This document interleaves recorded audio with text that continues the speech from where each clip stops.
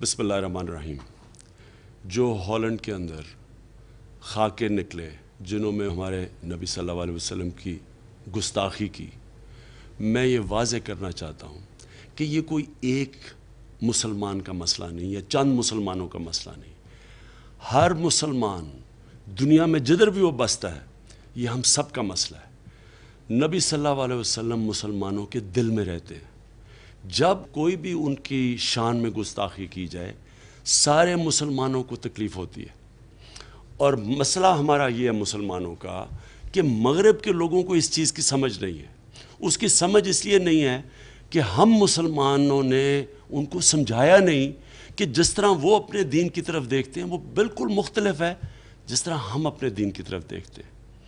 और हम सिर्फ तब समझा सकेंगे जब एक मुसलमान मुल्क बात ना करे या एक मुसलमान मुल्क एक एम्बेसडर को बुला के और अपना प्रोटेस्ट उसके सामने ना करे।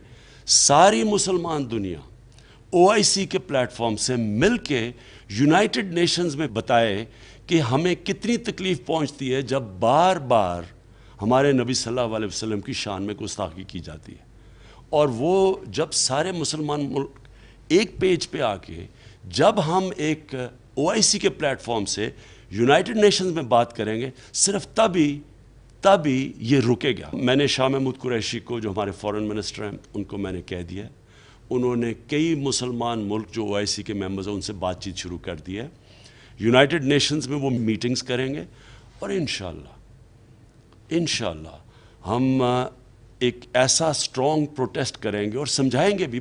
उनको समझ नहीं है, थोड़े से लोग फितना करते हैं और अक्सरियत को समझ नहीं है, और वो थोड़े से लोग जान के ये करते हैं इस्लाम को बुरा भला कहने के लिए।